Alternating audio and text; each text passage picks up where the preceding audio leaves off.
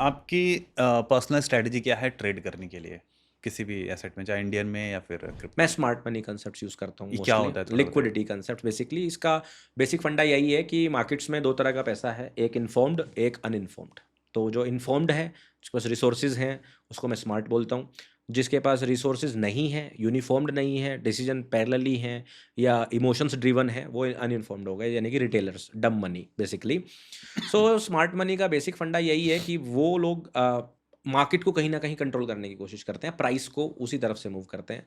Price का एक खूबी होता है कि जहाँ ज़्यादा ऑर्डर्स होंगे वो वहीं मूव करेगा। अगर लिक्विडिटी ऊपर की तरफ है तो ऊपर की तरफ जाएगा, लिक्विडिटी नीचे की तरफ है तो नीचे की तरफ। लिक्विडिटी मतलब जहाँ पे ज़्यादा नंबर ऑफ ऑर्डर्स ट्रांसफ़र हो सके, पैसा जो है वो बदला जा सके पोजीशन के अंदर, या पोजीशन से पैसा निकाला जा सके। तो बेसिकली मैं वेट करता हूँ कहाँ पर यूजुअली लोग ट्रैप हुए हैं। हम्म। स्टॉप हंट जिसको आप बोलते हैं। ये कैसे देखते हैं आप? Stop Hunt basically let suppose कि मेरा एक रिटेलर पैटर्न बना हुआ है, बुल फ्लैग बना हुआ है या पीनट हम्म। बना हुआ है, या मैंने एक सपोर्ट ड्रॉ कर रखा है। जैसे यूजुअल एक, जब मैंने सबसे पहली बार सपोर्ट की डेफिनेशन सीखी तो मैंने जो सीखी थी वो ये थी कि कहीं पर दो तीन स्विंग लो मिले हुए हैं तो आप हम्म। उनको ड्रॉ कर दो तो सपोर्ट बन गया। हम्म। तो अब मुझे पता है, सबको पता है, तो ज़्यादातर लोग जब प्राइस यहाँ आएगा बाई करने की कोशिश करेंगे। अगर सभी बाई करेंगे तो सेल कौन कर रहा है? Hmm. This is the first question you need to start asking yourself, क्योंकि उसी बुक में ये लिखा था कि एक दो तीन लो मिला के सपोर्ट बन जाता है, और उसी बुक में आगे जाके लिखा था कि जो 90% लोग कर रहे हैं वो नहीं करना। कितना कॉन्ट्राडिक्टरी है। हम्म। सही आपने बात। 100 लोगों को बता दिया कि ये सपोर्ट है और ये हम्म। बाई कर लो, हम्म। और आप पीछे जाके कह रहे हो कि जो 90 लोग कर रहे हैं वो नहीं करना। वो नहीं करना है, हाँ। तो बड़ी तो इसलिए मैं बुक्स बहुत कम पढ़ता हूँ ट्रेडिंग की। अच्छा। हालांकि मैं साइकोलॉजिकली बुक्स ज़्यादा पढ़ता हूँ। टेक्निकल एनालिसिस वाली बुक्स मैं अवॉइड करता हूँ, क्योंकि मैंने मैक्सिमम में यही देखा है, पहले लिखेंगे ये बात और बाद में जाके इससे पलट जाएंगे, इस तरह से। इसलिए मैं ज़्यादातर साइकोलॉजिकली अपने पर्सनल इंप्रूवमेंट के लिए बुक्स ज़्यादा पढ़ता हूँ, रादर देन की सपोर्ट रेजिस्टेंस। सो मैं क्या करूँगा कि सपोर्ट पे अगर सभी लोग बाई कर रहे हैं तो आई वुड वेट कि वहाँ पे लोग ऐसी जगह पे प्राइस जाए जहाँ पे लोग बाई करना नहीं चाहेंगे।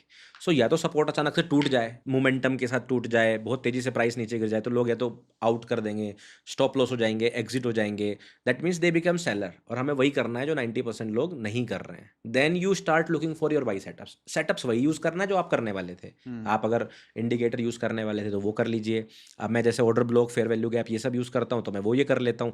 आप अगर किसी पैटर्न को यूज़ करते हैं तो वो कर लीजिए, लेकिन पहले लोगों को ट्रैप होने दीजिए। जो चीज़ बहुत ऑब्वियस है, हम्म। जो चीज़ बहुत जेन्युइनली होने वाली है, उस पर अवॉइड करिए। ओके।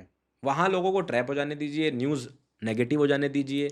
जिस स्टॉक के बारे में बातें ना हो रही हो, उस उन कॉइन्स को ज़्यादा देखना शुरू कर दो, क्रिप्टो में या स्टॉक्स में जिसके बारे में ज़्यादा चर्चाएँ ना हो रही हो, या जो स्टॉक बहुत ठंडा पड़ा हुआ हो, ऐसे स्टॉक्स को पहले चेक करो। क्योंकि 90% लोग उसकी बात नहीं कर रहे हैं। 90% लोगों का ध्यान उस पर नहीं है। वहाँ पर आपको आपकी बेस्ट अपॉर्च्युनिटीज़ मिलेंगी। बाकी टेक्निकल एनालिसिस का पर्पस तो एक ही होता है, प्राइस की डायरेक्शन का पता करने की कोशिश करना या टाइमिंग्स निकालना। जो भी जो कर रहा है वो बढ़िया है। तो हम्म। मैं वहाँ पर ये स्मार्ट मनी कंसेप्ट यूज़ करता हूँ कि लिक्विडिटी, देन एक कन्फर्मेशन का वेट करता हूँ, क्योंकि अगर वो सपोर्ट टूटा तो क्या गारंटी है कि प्राइस ऊपर जाएगा वापस? वो तो नीचे भी जा सकता है ना। तो let it come back, break a high, एक हाई ब्रेक हो जाए वापस से, हम्म। और फिर मैं बाई करता हूँ। अच्छा। तो मैं महंगा बाई करता हूँ एक्चुअली में। तो लोग बोलते हैं कि यार अगर नीचे ही बाई कर लिया होता तो देखो कितना रिस्क टू रिवॉर्ड बेहतर मिल जाता। बट मैं ज़्यादा रिस्क टू रिवॉर्ड से ज़्यादा कंफर्मेशन पे विश्वास करता हूँ, क्योंकि मेरे लिए ये मार्केट में कि कितनी बार आपने सही टारगेट ढूंढ लिया है, सेटअप ढूंढ लिया, वो ज़्यादा इंपॉर्टेंट है। तो ऐसा नहीं होगा कि जैसे जब आप कंफर्मेशन का वेट कर रहे हो तो क्या पता वो हाई था, अब वहां से लो बना है जब आप यही बाई तो कर रहे हो? यही तो आपको समझना है कि हाँ। अगर उसको ऊपर जाके भी लो लगा नीचे आना था तो वो नीचे वाले लोगों को ट्रैप क्यों कर रहा है? अगर प्राइस को नीचे ही ओके, जाना था तो समझ वो गया। नीचे क्यों फिर ट्रैप हम्म। करके जा रहा है?